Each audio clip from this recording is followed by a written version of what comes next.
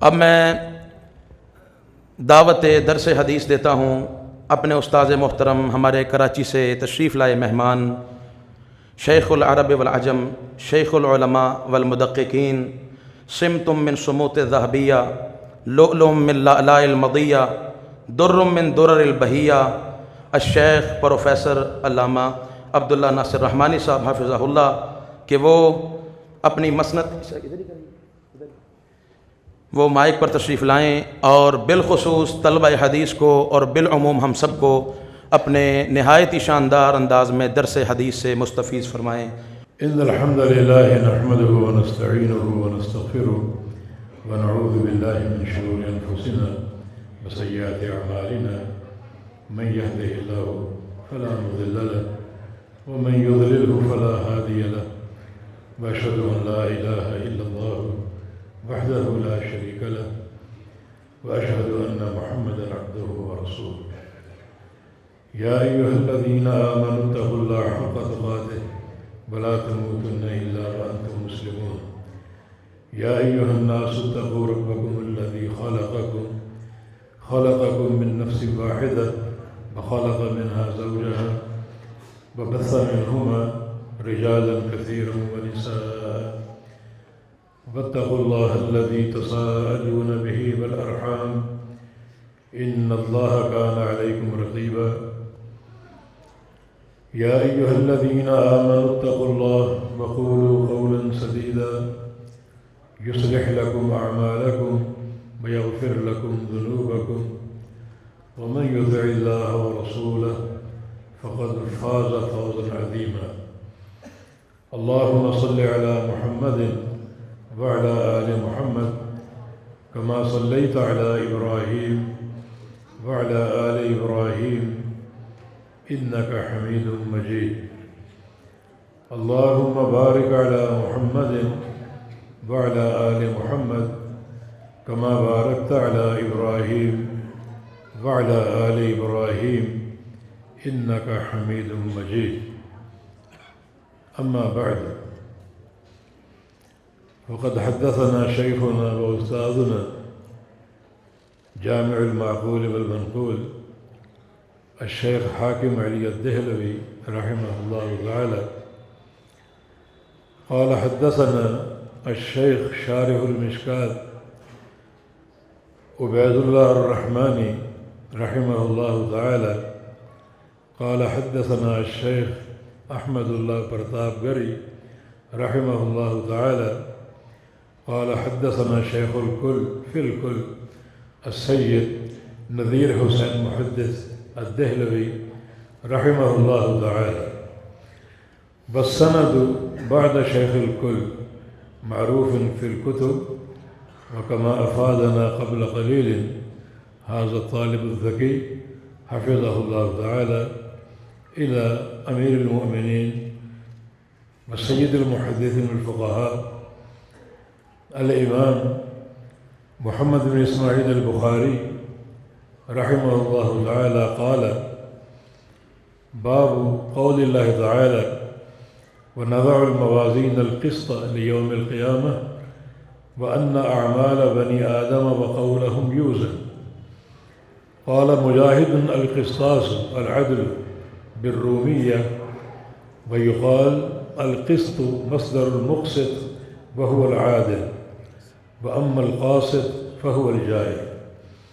حدثنا أحمد بن إشكاب قال حدثنا محمد بن فضيل عن عمارة بن القعقاع عن أبي زرعة عن أبي هريرة رضي الله تعالى عنه قال: قال النبي صلى الله تعالى عليه وسلم: كلمتان حبيبتان إلى الرحمن خفيفتان على اللسان ثقيلتان في الميزان، سبحان الله بحمده سبحان اللہ العظیم.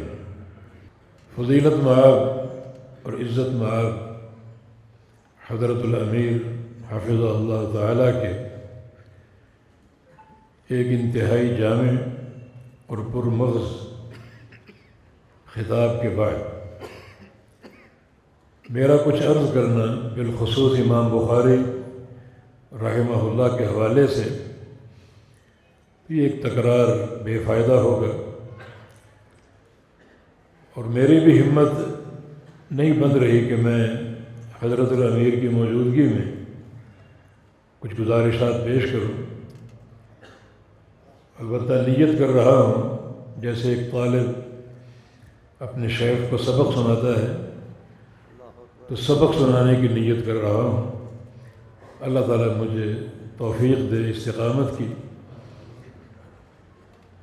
وقت انتہائی کم ہے اور میرے بعد کچھ اور بھی خطابات آپ نے سننے ہیں، کسی تفصیلی گفتگو کی اس وقت گنجائش نہیں ہے۔ بس یہ آخری بات جو امام بخاری نے قائم کیا ہے، وزن اعمال،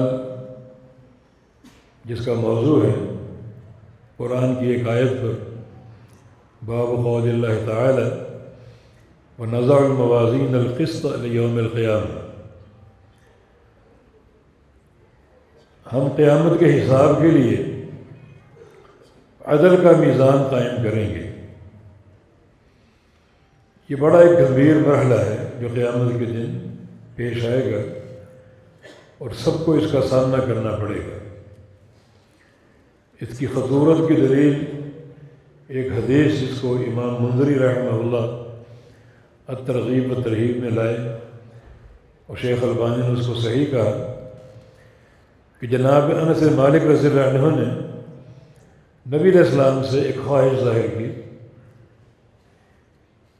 ارید ان تشفع لی یوم القیامہ، میری چاہت ہے کہ آپ قیامت کے دن میری سفارش فرمائیں، شفاعت فرمائیں۔ وہ دن بڑا مشکل ہے اور حساب کا معاملہ بہت ہی ایک شدید اور انتہائی مشکل ہے، تو آپ میری شفاعت فرمائیں۔ فرمایا کہ انی فاعل ذلک انشاءاللہ، انس ٹھیک ہے میں آپ کی شفاعت کروں گا۔ اگلا سوال کیا کہ این اجدک یوم القیامہ، میں قیامت کے دن آپ کو کہاں پاؤں؟ ایک جمع غفیر ہوگا اور سارے اولین و آخرین اس میدان میں جمع ہوں گے، تو آپ کو کہاں ڈھونڈوں گا؟ فرمایا کہ اول ما تجدنی عند الصراط، سب سے پہلے مجھے پل صراط کے پاس آ کے دیکھنا، اور اگر وہاں نہ ملوں تو تجدنی عند المیزان، پھر اس مرحلے پر آنا جہاں میزان قائم ہوگا۔ یہ میزان اور پل صراط دونوں قریب قریب ہیں، ادھر وزن اعمال سے فارغ ہوئے، ادھر پل صراط جس سے گزرنا ہے، اور دونوں مرحلے قریب ہیں۔ اور نبی علیہ السلام کے حدیث کے مطابق حلت الشفاعت، اس مقام پر شفاعت حلال ہو جائے گی اور اللہ رب العزت شافعین کو سفارش کرنے کی، شفاعت کرنے کی اجازت دے گا۔ تو اللہ کے پیارے پیغمبر کبھی پل صراط کے پاس ہوں گے اور کبھی میزان کے پاس اور کبھی حوض کوثر کے پاس۔ تو ان مقامات پر اس لیے کہ دونوں مقامات بڑے سنگین اور سخت ہیں اور یہاں بڑے بڑے لوگ گر جائیں گے۔ صحیح بخاری کی حدیث ہے، رب سمین لا یدن عند اللہ جناح بعوضہ، بہت سے بھاری بھرکم لوگ آئیں گے، قد و کاٹھ والے، اور نیکیاں لے کر۔ اللہ تعالیٰ فرمایا کہ ان کو تولو، نیکیاں بھی تولو، ان کو بھی تولو۔ جب دونوں کا وزن کیا جائے گا تو دونوں کا وزن ایک مچھر کے پر کے برابر بھی نہیں ہوگا، بڑا یہ گمبھیر مرحلہ۔ تو فرمایا کہ میں وہاں تمہیں ملوں گا، بار بار وہاں آؤں گا اپنی امت کی شفاعت کے لیے۔ یہ حدیث اس بات کی دلیل ہے، یہ مرحلہ بڑا ہی سنگین اور بڑا گمبھیر ہے اور یہاں کا معاملہ بڑا سخت ہے۔ درحقیقت امام بخاری رحمہ اللہ نے اسی موضوع کے تعلق سے سفر کا آغاز کیا تھا صحیح بخاری کے۔ شروع میں دو چیزیں، ایک باب بدء الوحی، یہ بتانے کے لیے کہ یہ دین وحی ہے، یہ آراء کا اور قیاسوں کا، ذاتی تخرصات کا اور اقتراحات کا نام نہیں ہے، یہ کسی کے ملفوظات کا نام نہیں، اور کسی کے اقوال کا نام نہیں ہے، بلکہ یہ دین اللہ تعالیٰ کی وحی کا دین۔ حدیث لائے اگرچہ ظاہری تعلق نہیں بنتا، انما الاعمال بالنیات بطور مقدمے کے، بہت سے شارحین نے اسے بخاری کا مقدمہ قرار دیا، جس میں اخلاص نیت کا پیغام ہے کہ بے شک سارے اعمال جو ہیں چھوٹے ہوں یا بڑے ہوں، ان کی صحت اور قبولیت جو ہے اس کا مدار انسان کی نیت ہے۔ یہ دین اخلاص ہے۔ وما امروا الا ليعبدوا الله مخلصين له الدين۔ امروا جمع مجہول کا صیغہ ہے، اور اس میں ساری امتوں اور ان کے انبیاء کا ذکر ہے۔ جتنے انبیاء سابقین اور امم سابقہ، انہیں اخلاص کا حکم دیا گیا ہے۔ تو گویا دین دو چیزوں کا نام ہے، ایک اخلاص نیت، اور دوسرا جو بھی عمل کرو اس کو مطابقت حاصل ہو محمد مصطفیٰ علیہ السلام کی، آپ کی سنت کی، آپ کی حدیث کی۔ علماء نے دو حدیثوں کا انتخاب کیا ہے، اور ان دو حدیثوں کو پورے دین کی برہان قرار دیا۔ جو ان کو سمجھ جائے، ان کو اپنا لے، پورا دین اس کی جیب میں۔ ایک حدیث سارے اعمال کی باطنی برہان ہے، اور دوسری حدیث سارے اعمال کی ظاہری برہان۔ باطنی برہان یہی حدیث، انما الاعمال بالنیات۔ نیت ایک باطنی عمل ہے، دل کا فعل ہے، تو سارے اعمال کی صحت اور قبولیت انسان کی نیت پر ہے۔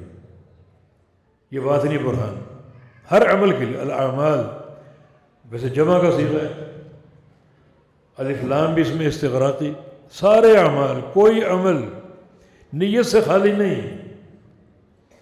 ہر عمل کی قبولیت جو ہے وہ انسان کی نیت پر ہے۔ آگے مثال تک دی ہجرت کے عمل کی۔ ہجرت جیسا عظیم عمل بھی اگر نیت کے برعکس ہوگا، اخلاص سے خالی ہوگا، تو اس کا کوئی ثواب نہیں۔ ہجرت میں انسان اپنا گھر چھوڑتا ہے، اپنا وطن چھوڑتا ہے، اور طویل سفر کہہ کے جاتا ہے اجنبیوں کے علاقے میں، لیکن اگر نیت نہیں، اخلاص نہیں ہے، یہ عمل بھی بیکار ہے۔ حالانکہ عمل بڑا مبارک ہے، نبی علیہ السلام کی حدیث ہے، بل ہجرت تجب ما کان قبلہا، ہجرت کر لینے سے سابقہ زندگی کے سارے گناہ معاف ہو جاتے ہیں، ہجرت کا اجر۔ مگر یہ عمل اگر نیت سے خالی، اخلاص سے خالی ہے تو بالکل بیکار، کوئی اس کا فائدہ نہیں۔ دوسری برہان ظاہری ہر عمل کے لیے، اور وہ نبی علیہ السلام کی حدیث صحیح مسلم میں، اور الفاظ کے اختلاف کے ساتھ صحیح بخاری میں بھی، من عمل عملا لیس علیہ امرنا فہو رد۔ جس شخص نے کوئی ایسا عمل کیا جس عمل پر ہمارا ٹھپا نہ ہو، وہ عمل ہمارے امر کے خلاف ہو، اس عمل کو ہماری تصدیق حاصل نہ ہو، اس پر مہر تصدیق ثبت نہ ہو، وہ مردود ہے۔ ہو سکتا ہے وہ انسان کو دنیا میں مردود ہونا ظاہر نہ ہو، دنیا میں ہر انسان مستغرق ہے اپنے خود ساختہ فرقوں میں، گروہوں میں، اپنے مذاہب میں، تو اپنے اس عمل کو مردود نہ سمجھے، مگر یہ مردود ہونا قیامت کے دن ثابت ہوگا۔ محمد بن منقدر رحمہ اللہ علماء تابعین میں سے ایک بار رو پڑے، پھوٹ پھوٹ کے رو پڑے، لوگ تسلیاں دے رہے ہیں، خاموش کروا رہے ہیں، رونا بند ہی نہیں ہو رہا۔ اس وقت کے محدث سے بڑے عالم اور زاہد ابو حازم رحمہ اللہ، انہیں بلایا گیا کہ وہ ان سے آ کر پوچھیں کیوں آپ رو رہے ہیں اتنا طویل، کیا آپ کے آنسو تھمی ہیں؟ ابو حازم آگے پوچھا کیوں رو رہے؟ تو چونکہ شیخ تھے ان کے، بتانا پڑا کہ قرآن کی ایک آیت کریمہ میرے سامنے آ گئی، اس کے معنی پر غور کر کے رو رہا ہوں۔ کون سی آیت ہے؟ وَبَدَا لَهُم مِّنَ اللَّهِ مَا لَمْ يَكُونُوا يَحْتَسِبُونَ، کہ قیامت کے دن بہت سے لوگ ایسے ہوں گے، اعمال کے ڈھیر ہیں، نیکیوں کے ڈھیر لگے ہوئے ہیں، کہ امثال جبال تہامہ، تہامہ پہاڑوں کی چوٹیوں کے مانند عمل کھڑے ہیں، مگر اللہ تعالیٰ کی طرف سے اچانک ان کے حق میں ایسا فیصلہ صادر ہوگا جس کی ان کو توقع نہیں ہوگی، توقع کے خلاف۔ وہ نیکیاں دے کر خوش ہو رہے ہیں اور فیصلہ کیا ہے؟ عاملۃ ناصبہ تصلی نارا حامیہ، عمل کرنے والے، عمل کر کر کے تھک جانے والے دہکتی ہوئی جہنم کی آگ کا لقمہ بن جائیں۔ تو وہ مردود ہونا اس دن ظاہر ہوگا، قیامت کے دن، جب یہ میزان ان نیکیوں کو مسترد کر دے گا، کوئی وزن نہیں بنے گا۔ امام بخاری رحمہ اللہ نے جس موضوع پر سفر کا آغاز کیا، عقیدہ ہو، عمل ہو، اس کی صحت ان دو بنیادوں پر ہے، اخلاص نیت ہے اور پیغمبر علیہ السلام کے طریقے اور آپ کی سنت کی مطابقت ہے۔ وہیں اختتام ہو رہا ہے کہ اب حساب کا وقت ہے۔ اللہ تعالیٰ نے فرما دیا وَنَضَعُ الْمَوَازِينَ الْقِسْطَ لِيَوْمِ الْقِيَامَةِ، نضع بمعنی نحضر، ہم عدل کا میزان حاضر کریں گے، کیونکہ میزان تو بن چکا ہے، موجود ہے، قیامت کی ہر چیز موجود ہے، جنت بھی موجود ہے، جہنم بھی، جنت کی نعمتیں، نہریں، باغات، حوریں، سب تیار ہے، جہنم کی آگ موجود ہے، سب تیار ہے، میزان بھی تیار ہے، پل صراط بھی تیار ہے، حوض کوثر بھی موجود ہے۔ اس کو حاضر کریں گے جب سارے اولین و آخرین جمع ہو جائیں گے، حساب و کتاب کے مرحلے میں لوگ داخل ہوں گے، تو بیچ میں لا کر میزان کو بھی گاڑ دیا جائے گا۔ یہ دنیا کا ترازو نہیں ہے، اتنا بڑا یہ میدان ہے، اس کے ایک پلڑے میں ساتوں آسمان اور ساتوں زمینیں اور آسمانوں اور زمینوں کی ساری مخلوق سما سکتی ہے، ایک پلڑے، اتنا بڑا میدان۔ اب یہ امتحان کا وقت، حالانکہ اعمال محدود ہی ہیں، گنتی کے، نمازیں 5 فرض ہیں، روزے 30 فرض ہیں، زکوٰۃ 2.5% ہے، عشر کی اپنی ایک مقدار، حج 1 بار فرض ہے، تو گنتی سے کام چلایا جا سکتا ہے۔ اس کی نمازیں گنو، اس کی زکوٰۃ کا 1 پیسہ گنو، اتنی اس کی زندگی تھی، روزے شمار کرو، روزے گنو، تو گنتی پر کامیابی ہو سکتی، ناکامی ہو سکتی۔ پھر نمازیں کم ہیں یا زیادہ ہیں؟ پوری ہیں، پوری ہیں تو کامیاب ہے، کم ہے تو ناکام۔ روزے پورے ہیں یا کم ہیں؟ پورے ہیں تو کامیاب ہے، کم ہے تو ناکام۔ زکوٰۃ پوری ادا کی یا کم کی، تو گنتی پر معاملہ چل سکتا تھا، لیکن نہیں۔ یہ 2 فریضے جو ہیں، ہر عمل کی صحت کا مدار اخلاص نیت ہے، اور ہر عمل کی صحت کا مدار اللہ کے پیارے پیغمبر کی سنت کی اتباع اور اقتداء ہے۔ اب ان 2 فریضوں کے ساتھ ان اعمال کے حساب کی باری، گنتی تو پوری ہے، اب یہ 2 چیزیں موجود ہیں یا نہیں؟ یوں سمجھے کہ ایک مقدار ہے اور ایک معیار ہے۔ مقدار کا معنی اعمال کا شمار کرنا، اعمال کی گنتی، اور معیار کا معنی یہ 2 چیزیں جو عمل کی صحت کو بطور معیار کے جس کو پیش کیا گیا وہ موجود ہے یا نہیں؟ عمل تو موجود ہے، عمل کرنے والا کیسا تھا؟ ریاکار تو نہیں تھا، مخلص تھا یا نہیں تھا، دنیا کی شہرت و مطلوب نہیں تھی، دنیا کی واہ واہ کا بھوکا تو نہیں تھا، دنیا کی طلب تو نہیں تھی، اخلاص کا فقدان تو نہیں تھا۔ اس بنیاد پر عمل تولا جائے، اور اخلاص موجود ہے مگر وہ عمل سنت کی اتباع سے خارج ہے، نبی علیہ السلام کی اقتداء نہیں ہے اور آپ کی پیروی نہیں ہے، تو پھر بھی وہ عمل بیکار ہے، کوئی وزن نہیں ہوگا۔ تو یہ مرحلہ میزان، وَنَضَعُ الْمَوَازِينَ الْقِسْطَ، یہ موازین قسط ہے، جمع کا صیغہ اسی لیے اس کو چھوٹا میزان نہ سمجھا جائے، بڑا میزان، بڑا میزان، جس کا حجم آپ نے سن لیا، بڑا میزان ہے۔ بعض اوقات ایک شے کی تعظیم اور اس کی توقیر اور اس کی عظمت اور ہیبت کو ظاہر کرنے کے لیے جمع کا صیغہ استعمال ہوتا ہے، کذبت قوم نوح المرسلین، قوم نوح نے مرسلین کی تکذیب، حالانکہ نبی تو ایک ہی تھے اور مرسلین جمع کا صیغہ ہے، اس میں ان کی تعظیم اور ان کی شان کا اظہار مقصود ہے۔ انبیاء کے گروہ میں سے واحد وہ نبی ہیں جنہوں نے 950 سال تک عقیدہ توحید کی خدمت کی، 950 سال صرف کیے اپنی قوم کے سامنے توحید بیان کرنے کے لیے، اتنی عظیم اور طویل عمر، اور اس میں آسائشیں نہیں تھیں، سوشل بائیکاٹ کا سامنا کرنا پڑا، بڑی تکلیفیں جھیلنی پڑی، بڑے تانے سننے پڑے، تو اس لحاظ سے کامیاب زندگی، تانے سن لیے، بے شمار اذیتیں برداشت کر لی، مگر منہج توحید میں تنازل برداشت نہیں کی، ایک لمحہ یا ایک انچ کے لیے پیچھے سرکنا یا ہٹنا قبول نہیں کیا۔ تو ایسا نبی عظیم الشان ہے، ایک نبی ہے مگر جمع کے صیغے سے ان کا ذکر ہوا تاکہ ان کی عظمت واضح ہو۔ وَنَضَعُ الْمَوَازِينَ الْقِسْطَ لِيَوْمِ الْقِيَامَةِ، یا تو یہ لام بمعنی فی ہے، ظرفیہ، فی یوم القیامہ، یہ قیامت کے دن یہ عمل ہوگا، عدل کا میزان قائم ہوگا۔ تو پھر یہ حروف جارہ میں ایک تناوب ہوتا ہے، تناوب یعنی ایک حرف دوسرے کی جگہ استعمال ہوتا ہے، یہاں لام فی کی جگہ استعمال ہے، یہ فی کے معنی میں ظرفیہ، یا پھر اپنے حقیقی معنی میں لام حذف مضاف کے ساتھ، یعنی عدل کا میزان قائم کیوں کریں گے؟ لحساب یوم القیامہ، قیامت کے حساب کے لیے، سب آگاہ ہو جائے کہ قیامت کے حساب میں ایک حتمی اور قطعی مرحلہ ہے، تم سب کے اعمال کو تولا جائے گا۔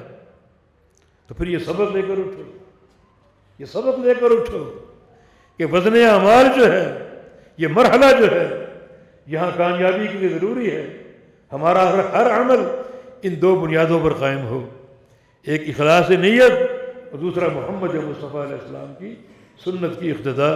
ہر عمل آپ کے طریقے کے مطابق ہو، ہر عمل آپ کی سنت کے مطابق ہو، ورنہ وہ مرد ہو، بظاہر اس کی کچھ بھی قیمت ہو، بظاہر وہ کتنا روشن معلوم ہو، پر اقتداء ضروری، ورنہ وہ 3 صحابہ، ایک نے زمانے بھر کے لیے رات کے قیام کا عزم کیا، دوسرے نے زمانے بھر کے لیے نفلی روموں کا عزم کیا بغیر تعطل، بغیر ناغے کے، اور تیسرے نے عمر بھر کے لیے مسجد کے اعتکاف کا عزم کیا۔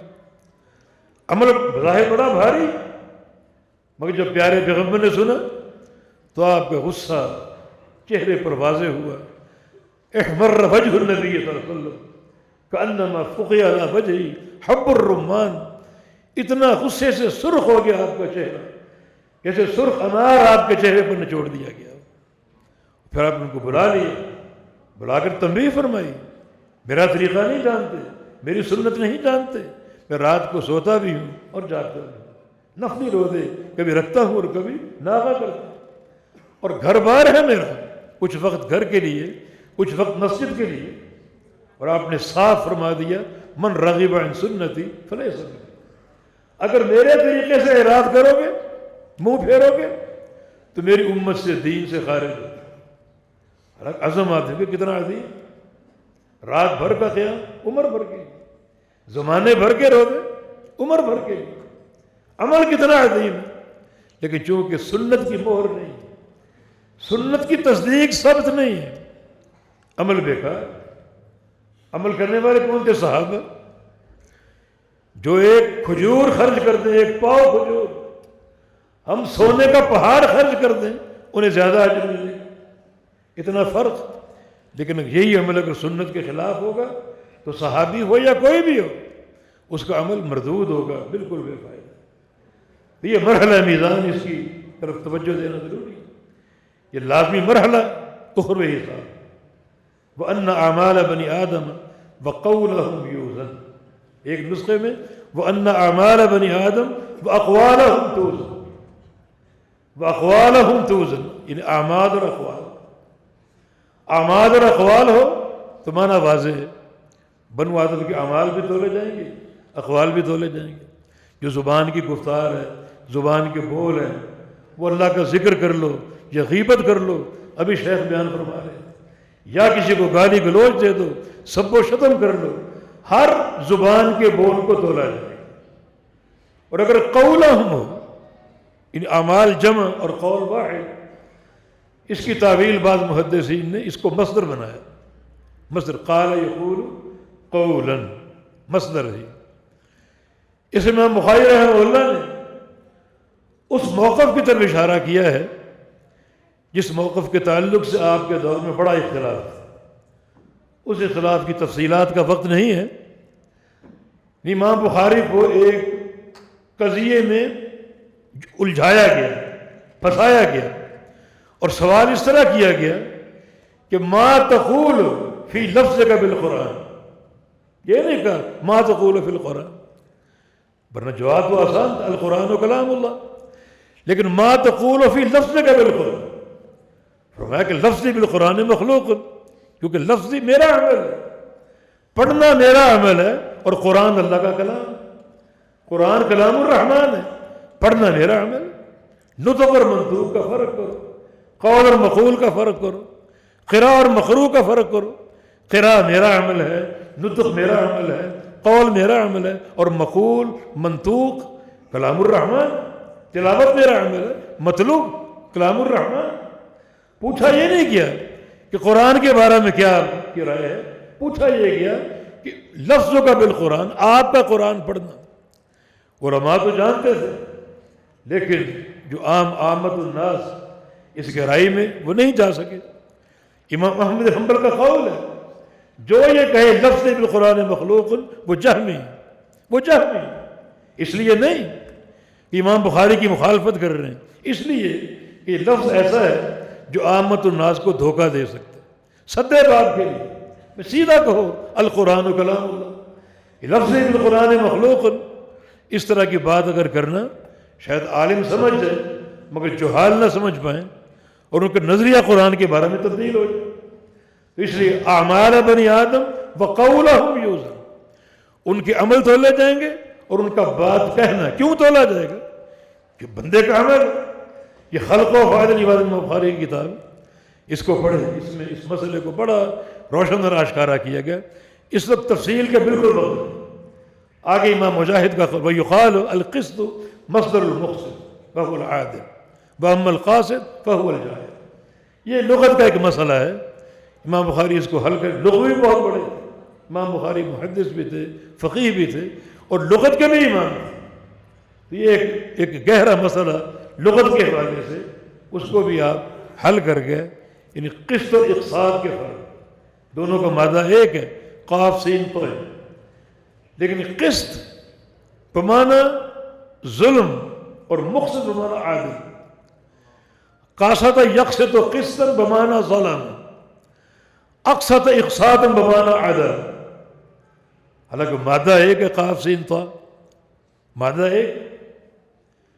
امام بخاری رحمہ اللہ نے اس مسئلے کو ایک اشارہ دیا، لیکن اگر صرفی اور نحوی قانون میں آپ جائیں گے تو اس کی توجہ یہ ہے کہ قاسط قسطا ثلاثی مجرد کا باب ہے، اور ثلاثی مجرد کی خاصیات میں سے سلب ماخذ ہے.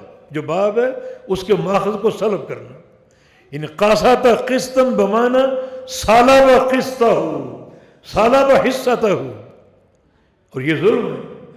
اور اقسط باب فاعل، اقسط اقساط، جس کے خاصیات میں ایک خاصیت اعطاء ماخذ ہے. تو اقسط قسطا کا معنی اعطاہ قسطہ، یہ عدل، جس کا جو حصہ اس کو دے دیا. چھیننا ظلم ہے، دینا عدل ہے. تو اقسط اقساطا فهو مقسط، یہ عدل کے معنی میں ہے، اور قاسط قسطا فهو قاسط، یہ ظلم کے معنی. اما القاسطون فكانوا لجهنم حطبا وان الله يحب المقسطين. تو مقسطین بمعنی عادل اور قاسطین بمعنی ظالم. تھوڑی سی میں نے باتیں اس لیے کر دی، اس حوالے سے طلبہ سے تکرار بھی ہو گئی کہ یہ علم کتنا مشکل ہے. آج اصل میں چند لفظ پڑھ کر بندہ مفتی بن جاتا ہے. کئی ایسی ہم نے مظاہر اور مثالیں دیکھی، دو الفاظ آئے نہیں اور مفتی کا جو ہے وہ سابقہ لاحقہ لگا نہیں لیا گیا، لیکن بڑا گہرا لغت عرب بڑی گہری. ابھی محترم امیر صاحب بھی اشارہ فرما رہے تھے، یعنی ایک لفظ کے کئی معنی ہوتے ہیں، اور بعض اوقات ایک مفہوم وہ کئی ایک کے لیے ایک لفظ ہوتا ہے، لیکن ان میں جو باریک فرق ہوتے ہیں ان فرق کو سمجھنا، ان فروق کے فہم کے ساتھ صحیح معنی سمجھنا، اس کو ادا کرنا بڑا ضروری ہے. لیکن صرف باب کا فرق ہے نا، یعنی اقسط اقساط بمعنی عدل اور قاسط قسط بمعنی ظلم، صرف باب کا فرق ہے، اور معنی ایک زمین پر اور ایک آسمان پر. وجد یجد یعنی مصادر کی تبدیلی معنی کی تبدیلی کا باعث ہے. وجد یجد وجدن کا معنی اور ہے، موجدتن کا معنی اور ہے، وجدانن کا معنی اور ہے. باب ایک ہی ہے. وجد موجدتن کا معنی اور ہے، وجدن کا اور ہے، وجدانن کا اور ہے، وجودن کا اور ہے. سارے مصادر، اختلاف مصادر سے معنی تبدیل ہو رہی ہے، اختلاف صلات سے معنی تبدیل ہو رہی ہے. دعا لہو کا معنی اور ہے، دعا علیہ کا معنی اور ہے، دعا ہو کا معنی اور ہے. جہمیہ کو غلطی لگی، میں اس کو جہالت ہی کہوں، جو قیامت کے روز اللہ تعالیٰ کے چہرے کے دیدار کے منکر، چہرے کے دیدار کے منکر. جو قرآن کی آیت واضح، وجوہ یومئذ ناظرہ الی ربہا ناظر، واضح آیت ہے. تم انکار کیوں کرتے؟ وہ کہتے نہیں، یہاں ناظرہ بمعنی منتظرہ، ناظرہ بمعنی انتظرہ، بمعنی رعا نہیں، بمعنی انتظرہ. کیونکہ لغت عرب میں نظرہ بمعنی رعا بھی آتا ہے اور نظرہ بمعنی انتظرہ بھی آتا ہے، یا انتظرہ کے معنی. اور اگر اللہ کے چہرے کے دیدار کو مان لیا، تجسیم لازم آئے گی، جہد لازم آئے گی، بے تحاشا بکواس ہے. لیکن یہ لغت کو نہ جاننے کا نتیجہ، عدم واقفیت کا نتیجہ. بھئی نظر، اس کے دو استعمال ہیں. ایک ہے اپنے مفعول کی طرف بلا واسطہ متعدی ہو، نظرہ، اور ایک ہے بواسطہ حرف جر الہ، نظر الیہ. نظر الیہ کا معنی رعا ہے اور نظرہ کا معنی انتظر ہے. یہ صلے کی تبدیلی یہ ان کے علم میں نہیں، یا یہ تجاہل ہے ان کا. لیکن بات بالکل واضح ہے، نظرہ کا معنی اور ہے اور نظر الیہ کا معنی اور ہے. دقیق لغت ان موٹے موٹے یعنی فروق سے معنی کی تبدیلی. تو اس لیے ضروری ہے کہ ہم سمجھیں، غور کریں، لغت کو پڑھیں، قواعد کو پڑھیں، نحو و صرف کو پڑھیں. ہمارے مشائخ و اساتذہ وہ کم از کم مشکات تک ہمیں نحو پڑھایا کرتے تھے، اور وہ کہتے تھے مسائل آگے پڑھ دینا، ابو داؤد پڑھو گے، ترمذی، نسائی، ابن ماجہ، بخاری، مسلم، وہاں مسائل آ جائیں گے. مشکات تک صرف ترکیبیں اور نحوی صرفی قواعد ہمیں بتایا کرتے تھے. تو یہ پرچی شریف بھی آ گئی ہے، بہرحال بات کو ہم یہاں ختم کر لیتے ہیں. امام بخاری رحمہ اللہ نے پھر اپنا آخری جو باب قائم کیا، ایک تو وزن اعمال اور میزان کے لیے قرآن کی آیت پیش کی، دوسرا نبی علیہ السلام کی حدیث جو سیدنا ابو ہریرہ رضی اللہ عنہ کی روایت سے ہے. کلمتان حبیبتان الی الرحمن خفیفتان علی اللسان ثقیلتان فی المیزان. یہ دو کلمے، یہ دو کلام، دو جملے رحمان کو محبوب ہیں، رحمان کو محبوب ہے. یہاں جو اصل کتاب التوحید ہے اس کے لیے بھی مواد موجود ہے.